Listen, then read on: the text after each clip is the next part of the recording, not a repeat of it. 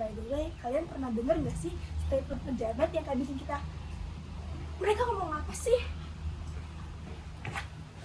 Nah, hari ini selain kita bahas keblunderannya, tapi kita juga bahas kenapa hal tersebut termasuk pelanggaran etika humas pemerintah dan juga kenapa hal tersebut bisa mempengaruhi kepercayaan publik. Dalam dunia humas, ada 4 poin penting yang wajib dipegang.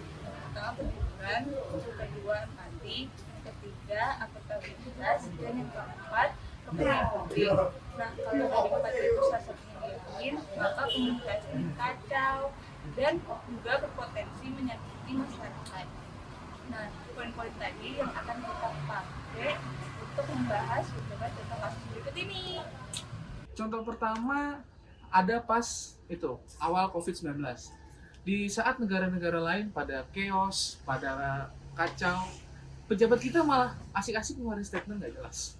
Yang pertama, virus COVID-19 nggak bisa masuk ke Indonesia karena kekuatan doa. Terus yang kedua ada lagi berita soal bercandaan nasi kucing. Nah, ya mungkin beberapa orang bisa menganggap itu lucu. Tapi dalam etika humas, ini tuh benar-benar kesalahan yang fatal. Kenapa? Karena giliran publik lagi butuh data sama fakta, candaan kayak gitu tuh malah menghilangkan kejujuran dari pemerintah. Terlebih lagi, untuk publik yang benar-benar lagi cemas sama atau paranoid, itu menghilangkan rasa empati buat mereka. Akibatnya apa? Giliran pemerintah beneran serius ngeluarin aturan, masyarakat udah terlanjur nggak percaya. Soalnya pemerintah kelihatan inkonsisten banget sama statement mereka. Pas ada dugaan kebocoran data besar-besaran, respon mereka tuh masih defensif. Kayak contoh, ada pejabat yang bilang ke masyarakat sering-sering ganti passwordnya. Ada juga nih yang bilang ke hackers, jangan diserang dulu. Kan hal ini tuh bukan cuma lucu-lucuan. Hal ini tuh udah menunjukkan kegagalan pemerintah dalam memenuhi akuntabilitas. Yang seharusnya pemerintah menanggung tanggung jawabnya tuh dioper ke masyarakat yang justru mereka itu korbannya. Ketika suatu pernyataan dianggap tidak profesional, maka reputasi lembaga tersebut juga turun. Sementara dalam etika humas, kita dituntut untuk berkomunikasi dua arah, mendengar, gak cuma memberitahu.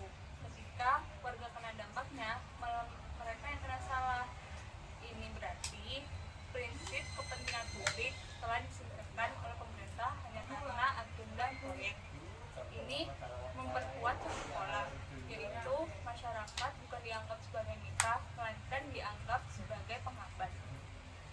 Nah, setelah mengamati beberapa kasus tadi, sebenarnya ada 3 pola yang konsisten banget yang dilakuin sama pemerintah.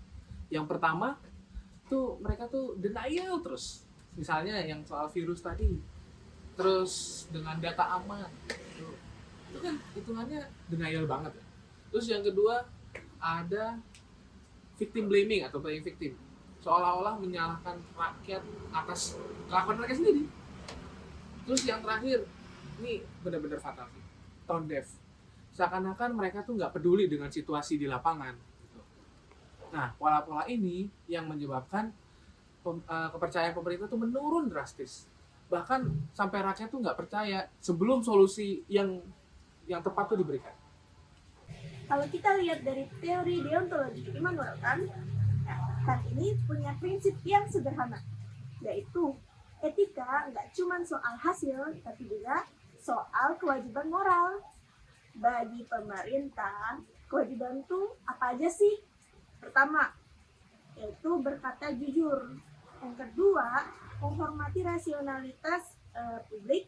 Dan yang ketiga, bertindak berdasarkan moral duty, bukan pencitraan.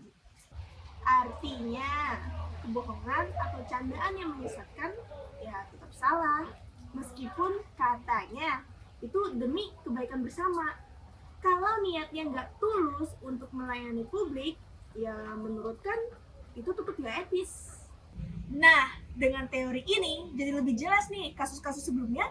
Masalahnya tuh bukan cuma di asbun atau blunder aja, tapi juga bagaimana pemerintah gagal menjalani kewajiban moralnya sebagai representasi negara. Nah, berikut ini ada beberapa prinsip yang bisa digunakan untuk memperbaiki masalah tersebut. Yang pertama, Gunakan data untuk membangun komunikasi. 2. Uji empati sebelum berbicara. 3. Bertanggung jawab ketika salah. 4. Membangun komunikasi dua arah dengan publik.